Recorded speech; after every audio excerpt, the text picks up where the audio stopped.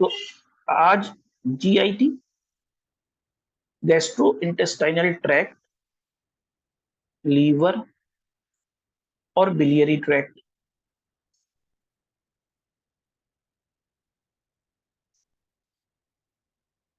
GIT, liver, biliary tract, इनसे related जितने भी डिसऑर्डर्स हैं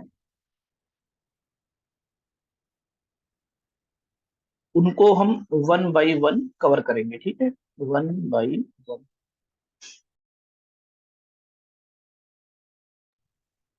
पहले हम बात करेंगे ऐसे लोगों के बारे में, एक ऐसे डिसऑर्डर के बारे में जिसको बोलते हैं हैलिटोसिस।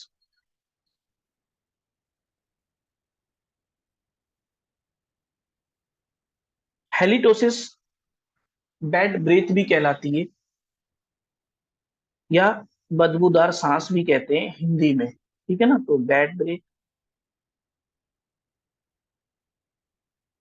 या स्मेल वाली सांसें। आप लोगों ने देखा होगा कि बहुत से ऐसे आपके भी फ्रेंड सर्किल में, रिलेशन में, आसपास मोहल्ले में ऐसे कई सारे लोग या एक दो लोग होंगे जिनकी जब बात करने की आदत बनती है तो वो क्या करते हैं, गहरी गहरी सांसें छोड़ते हैं। और बड़ा अनकंफर्टेबल हो जाता है सामने वाला पर्सन अगर उनकी उन सांसों में स्मेल आ रही है, दुर्गंध आ रही है, बदबू आ रही है। उस पर्सन को भी पार्टिकुलर प्रॉब्लम होती है। जिसकी सांस में स्मेल आएगी, जिसको हेलिटोसिस होगा, बैड ब्रीथ होगी, वो दूसरों को तो अनकंफर्टेबल कर ही रहा है, खुद के टेस्ट के माउथ में उसको टेस्ट नहीं आएगा। तो ऐसे पर्सन जिनकी बैड ब्रीथ होती है, जब आप उनसे पूछेंगे कि आपके मुंह का जायका कैसा रहता है, मुंह का स्वाद कैसा रहता है, टेस्ट कैसा रहता है, तो बोलेंगे डिस्टर्ब्ड टेस्ट रहता है। ठीक है, तो ऐसे लोगों का जो टेस्ट होगा माउथ का खुद में, वो डिस्टर्ब्ड रहेगा। अब चूंकि ये एक अपने आप में दिक्कत की बात है, प्रॉब्लम की बात है, और कई बार इंसान को बड़ा ऑकवर्ड फील होता है कि यार दूसरा जो मेरे पास में खड़ा हुआ इंसान है, पर्सन है, वो बच रहा है मुझसे, बात करना नहीं चाह रहा, बिकॉज मेरी जो सांस है, जो ब्रेथ है, वो बैड है, स्मेल वाली है। तो हम इसका ट्रीटमेंट कैसे कर सकते हैं वो हम यहाँ पर देखते हैं। पहले कुछ इंपॉर्टेंट पैथोलॉजीज को आप रूल आउट करेंगे। तो यहाँ लिख देता हूं मैं, रूल आउट। क्या क्या रूल आउट करना है? एक तो ब्रोंकिएक्टेसिस, जो कि रेस्पिरेटरी ट्रैक्ट की डिजीज है, उसको रूल आउट करना है। तो मैंने यहाँ लिख दिया ब्रोंकिएक्टेसिस।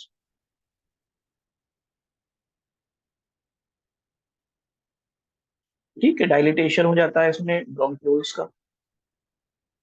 लंग में अगर एब्सेस हैं तो जाहिर सी बात है, ये तो और ज्यादा बदबूदार स्मेल वाली सांसें उस पर्सन को देंगे। Lung abscess.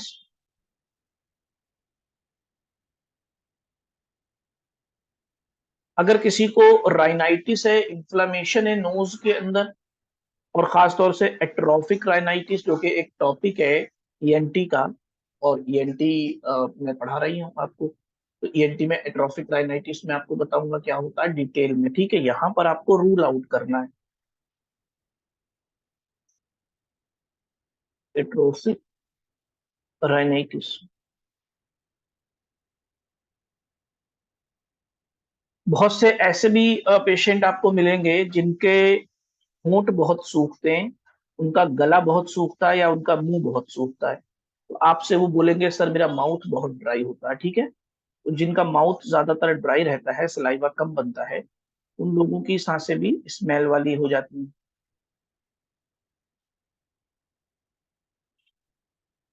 जो लोग स्मोकिंग करते हैं उनके मुंह से तो वाओ क्या खुशबू आती है। सही बात है ना, सही बोल रहा हूँ ना मैं? स्मोकिंग करने वालों के तो मुंह से बेहतरीन इत्र वाली, परफ्यूम वाली खुशबू आती है ना, बदबू आती है, राइट? तो स्मोकिंग करने का अगर उसका काम बहुत टाइम से चल रहा है तो आपको हिस्ट्री लेनी पड़ेगी स्मोकिंग।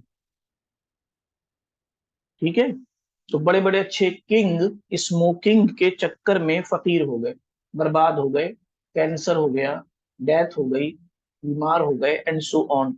तो स्मोकिंग की हिस्ट्री आप ले लेना उससे, तो इसको रूल आउट करना है, ठीक है, ये रूल आउट करना है। देन पायरिया को हम नहीं छोड़ सकते, पायरिया अपने आप में बैड ब्रेथ का एक कॉज है, तो इसमें शामिल कर लो, उससे हिस्ट्री आप ले लोगे पायरिया की, ठीक है।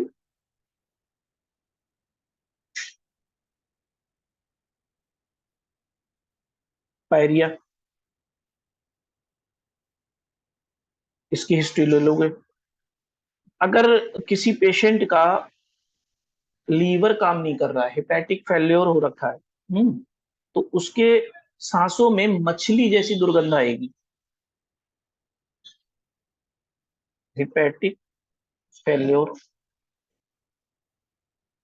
तो कैसी अडर सुन आएगी, मछली जैसी दुर्गंध, फिशी अडर,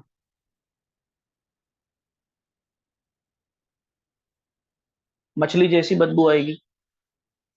अगर किसी पेशेंट के ब्लड में यूरिया बढ़ चुका है due to non functioning of the kidney या impaired functioning of the kidney, तो ऐसे पेशेंट के ब्लड में यूरिया बढ़ जाएगा, जिसकी किडनी सही से काम नहीं कर रही है, और ऐसे पर्सन की सांस में, ऐसे पेशेंट की ब्रेथ में अमोनिया की स्मेल आएगी। तो कौन सी हम टर्म यूज करेंगे, ब्लड में कुछ बढ़ता है तो आगे कौन सा सफिक्स लगा होता है, मिया, MIA, मिया, ठीक है। जैसे एनीमिया, तो ब्लड में आरबीसी की कमी, यूरीमिया, ब्लड में यूरिया का बढ़ जाना, हाइपोकैल्सीमिया, ब्लड में कैल्शियम का कम हो जाना, हाइपर कैल्शीमिया, ब्लड में कैल्शियम का बढ़ जाना। तो जब भी मिया लगा होगा तो मीन्स हम ब्लड की बात कर रहे हैं। तो जिन लोगों को यूरेमिया है उनके सांसों में अमोनिया जैसी स्मेल आएगी, अमोनिया।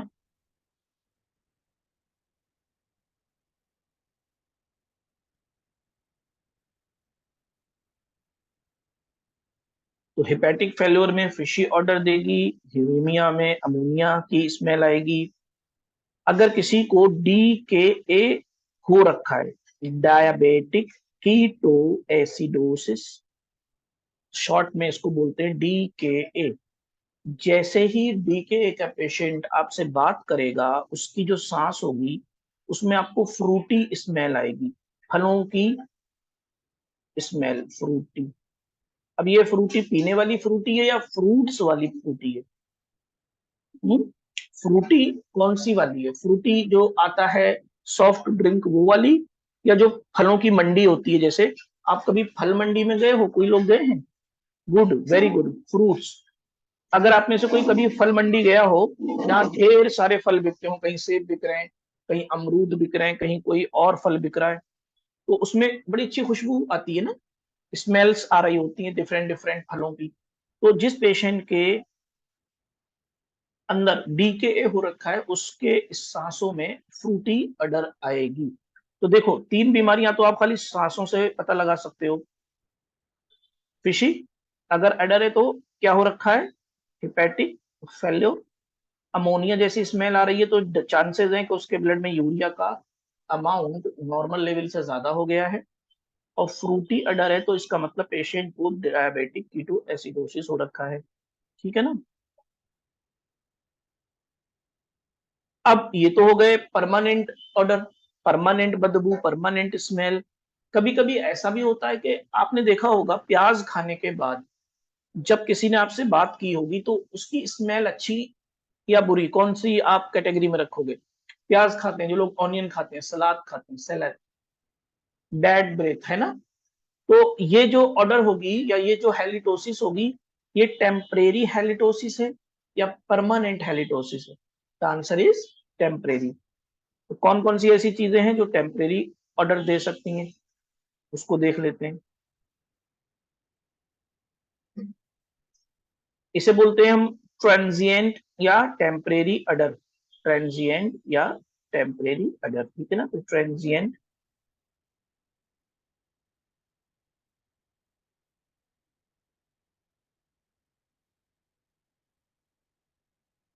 ट्रांजिएंट अडर कहाँ कहाँ मिलती है? जब कोई पर्सन ऑनियन खा के आता है, कच्चा ऑनियन, या कोई पर्सन कच्चा गार्लिक खा ले रहा है। ठीक। स्मोकिंग तो टेम्परेरी अडर का काम करेगी करेगी, अभी मैंने उसको परमानेंट में भी रखा था, है ना, तो ये दोनों चीजों में आ गया।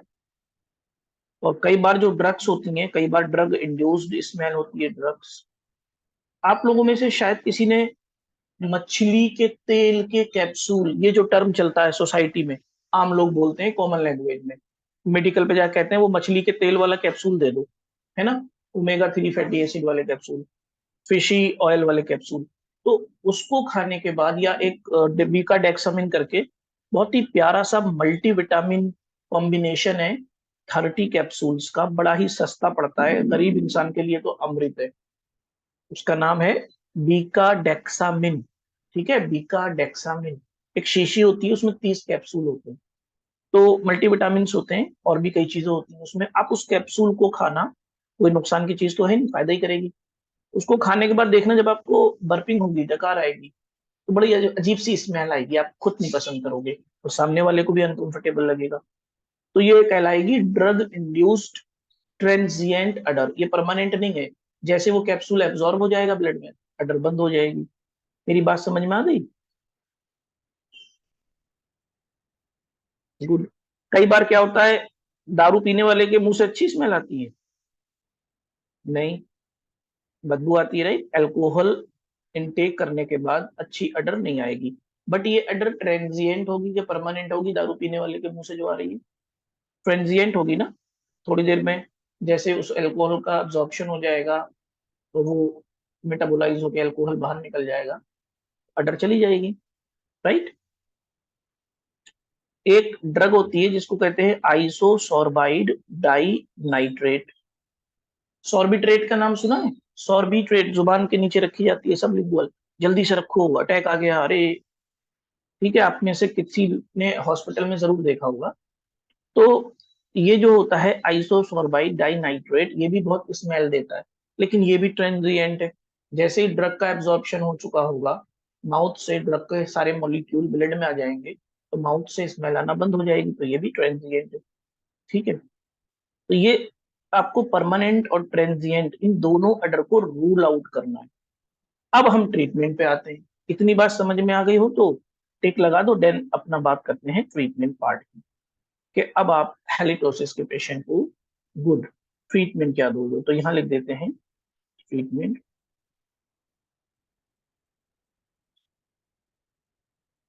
ट्रीटमेंट, ठीक। पहले तो आप एक माउथ वॉश दीजिए पेशेंट को, माउथ वॉश। जैसे कि एक माउथ वॉश आता है डेटोलिन के नाम से, आपके यहाँ कोई दूसरा भी मिल सकता है। ठीक है, कंपनी टू कंपनी वेरी करता है, जो आपको ठीक लगे, लेकिन माउथ वॉश होना चाहिए, डेटोलिन माउथ वॉश। डेटोलिन के अलावा हेक्सिडीन माउथ वॉश आता है मार्केट में, हेक्सिडीन, ये दे सकते हो। आर लगा लेना। सारे माउथ वॉश इकट्ठे मत दे देना कि सारे के सारे ऐसे कुल्लियां करो, नहीं नहीं, कोई एक। एक आता है पियोडिन माउथ वॉश, पियोडिन दे सकते हो आप, मार्केट में मिलता है, इसमें भी आर लगा लो, तो पियोडिन माउथ वॉश आप दे सकते हो। ठीक है ना। एक स्प्रे आता है, बड़ा अच्छा काम करता है, जिसे हम कहते हैं कैमिलोसन एन माउथ स्प्रे, कैमिलोसन एन। ये नोट कर लिया तो टिक लगा दो, फिर मैं आगे वाला लिख देता हूँ। आर लगा हुआ है सब में, ठीक है। R R R. तो नेक्स्ट जो आर है, पीछे वाले में देखें, आर लगा लिया हमने, यहाँ भी आर लगा लेना, आर। यानी कि या तो डेटोलिन दे दो, अगर ये मार्केट में नहीं मिल पा रहा है आपको, तो हेक्सिडीन माउथ वॉश मिल ही जाता है।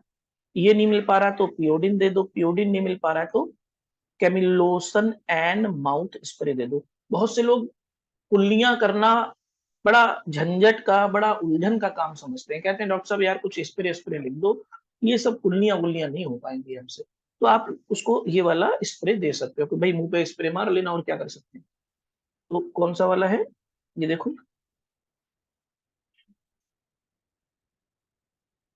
केमी, LLOSAN, और यहाँ एन लगा देना है, ऐसे केमिलोप्सन एंड माउथ स्प्रे।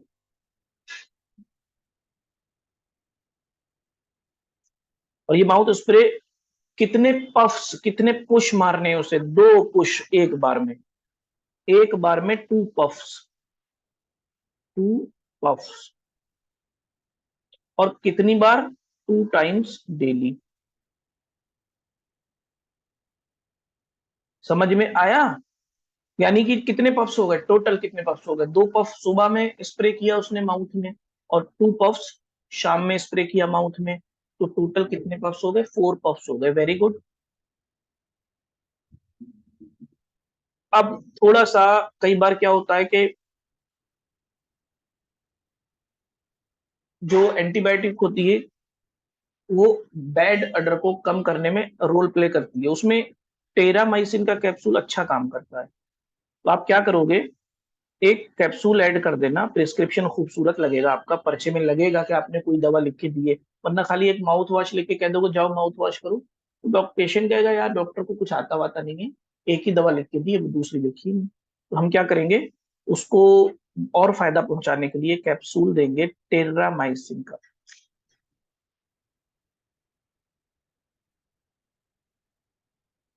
250 mg,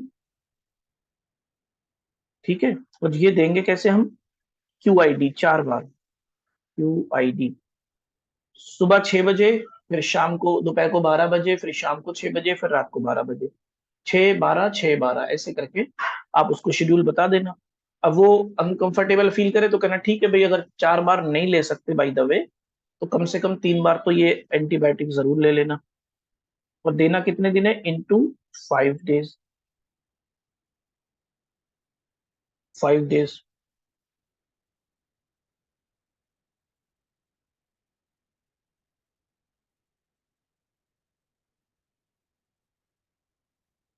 अब थोड़ा सा उसको डाइट का रूटीन आप बताओगे। अगर माउथ में उसने टार्टर का एप्लीकेशन लिया हुआ है तो वो आप टीथ से रिमूव करा दोगे।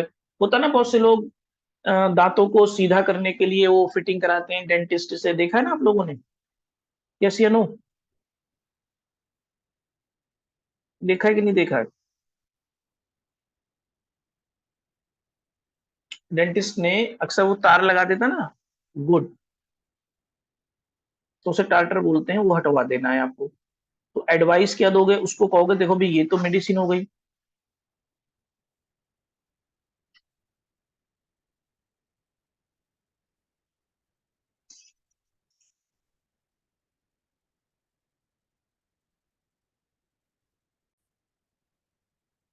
तो 2 मेडिसिन हो गई।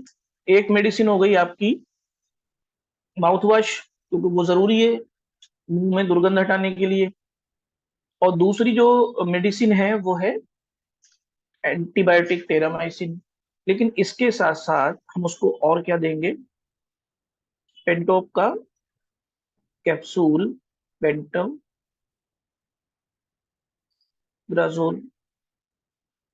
40 mg, OD, B4 ब्रेकफास्ट, ठीक है। BBF का मतलब होता है B4 ब्रेकफास्ट, ABF का मतलब होता है आफ्टर ब्रेकफास्ट। अगर कोई पेशेंट थोड़ा सा फाइनेंशियली वीक है, तो हम क्या करेंगे, उसको कैप्सूल पेंटोप्राजोल नहीं देंगे, क्योंकि कई बार क्या होता है ना, एसिडिटी और गैस, इन सब की वजह से भी बैड अडर फील होती है। तो अगर पेशेंट थोड़ा सा फाइनेंशियली वीक है, हम तो सस्ती दवा लिखेंगे थोड़ी, ताकि उसको ज्यादा बोझ ना पड़े। Tab Rantac 150 mg, BD। और क्या करेंगे? सौंफ देखिए, आप लोगों ने जब बड़े अच्छे अच्छे रेस्टोरेंट में आप लोग खाना खा के निकलते होंगे, तो बहुत ही अच्छे अंदाज में सौंफ, शुगर कोटेड सौंफ होती है, नॉन शुगर कोटेड सौंफ सौंफ होती है। कुछ रेस्टोरेंट मिश्री प्लस सौंफ को एक साइड में रख देते हैं, बड़ी टेस्टी लगती है। मैं तो बहुत खाता हूँ मिश्री और ये सौंफ। तो आपने देखा होगा जिन लोगों को खाना खाने के बाद सौंफ और मिश्री या शुगर कोटेड सौंफ लेने की आदत होती है, उनके मुंह से बड़ी अच्छी खुशबू आती है। यस या नो? वो दी ही इसीलिए जाती है कि जो आपने खाया है उसे छुपा लो, मुंह से बैड अडर ना आने पाए कि आपने क्या खाया है, ऑनियन सलाद लिए है कि गार्लिक लिया है कि कुछ और लिया है। तो उसको आप एडवाइस करोगे ये, तो एडवाइस लेके चलते हैं हम कि एडवाइस में क्या क्या उसको हम बताएंगे। एडवाइस,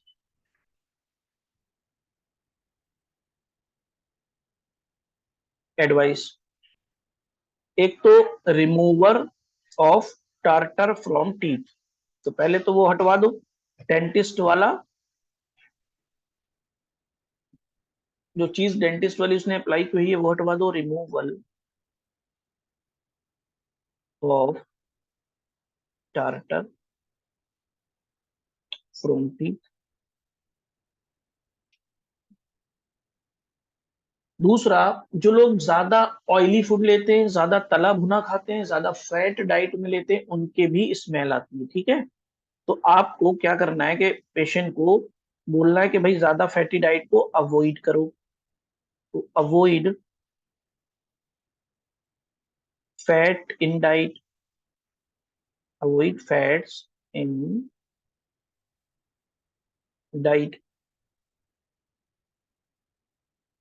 दूसरा, एक उसको टेम्परेरी आप सजेस्ट कर सकते हो अगर पेशेंट को डायबिटीज नहीं है, ध्यान रखना डायबिटिक पेशेंट को ये वाला सजेशन नहीं देना। इस एडवाइस का जो तीसरा पॉइंट है वो point is not for diabetic patient.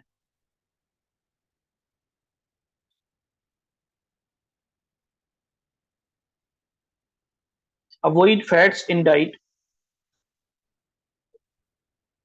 तो तीसरा क्वेश्चन क्या है कि आप क्या करोगे, उसको सजेस्ट कर दोगे कोई भाई कोई चीविंग गम ले लो, बबल गम ले लो, उसको खाते रहा करो, मुंह चलाते रहा करो, आपका सलाइवा वॉश कर करके उस सब तमाम चीजों को पेट में ले जाएगा। और स्टमक में तो एचसीएल प्रेजेंट है ही ना, अगर कोई जर्म्स होंगे भी तो वहां किल हो जाएंगे, कोई दिक्कत की बात नहीं है।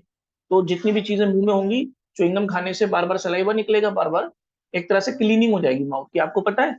मसल्स की भी बहुत अच्छी प्रैक्टिस एक्सरसाइज हो जाती है च्युइंगम चबाने से। अब बहुत ज्यादा भी नहीं होना चाहिए कि मतलब पता लगा च्युइंगम पे ही लगे हुए हैं, हर घंटे च्युइंगम खा रहे हैं गुटखा खाने वालों की तरह, तो इतना भी नहीं खाना है।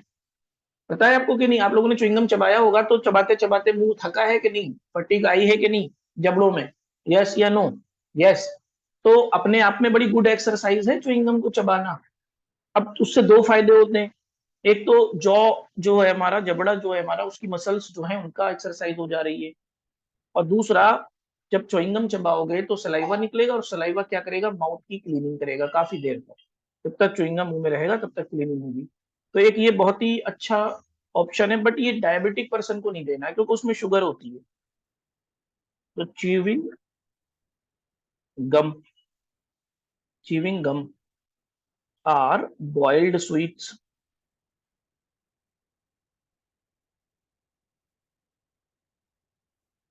ठीक है, ये दे सकते हैं। और एक आप उसको सजेस्ट करोगे, एडवाइस करोगे टंग क्लीनर लेने के लिए। उससे बोलोगे कि भैया एक काम करना, तुम ब्रश तो रोज करते होगे क्योंकि सारे लोग करते हैं तो तुम भी करते होगे, बट क्या तुम टंग क्लीन करते हो? कई बार क्या होता है ना, टंग के टेस्ट बड में मॉलिक्यूल्स जो हमें दिखते नहीं है, माइक्रोस्कोपिक टाइप के मॉलिक्यूल्स होते हैं, डिफरेंट डिफरेंट फूड पार्टिकल वगैरह के, वो इतने छोटे से सूक्ष्म से माइक्रोस्कोपिक मॉलिक्यूल्स भी स्मेल दे सकते हैं। तो पेशेंट को बोलोगे टंग क्लीनर भी ले लो, ब्रश करने के बाद टंग क्लीन करो, देन माउथ वॉश करो, या स्प्रे लो जैसे कि मैंने बताया अभी, एंड उसके बाद च्युइंग गम मुंह में डालो, सौंफ मुंह में डालो या कुछ और मुंह में डालो, और आप चबाते हुए निकल जाओ। तो बेटर फील करेगा सामने वाला क्योंकि उसको अब अडर नहीं आएगी। तो this is the best treatment of halitosis.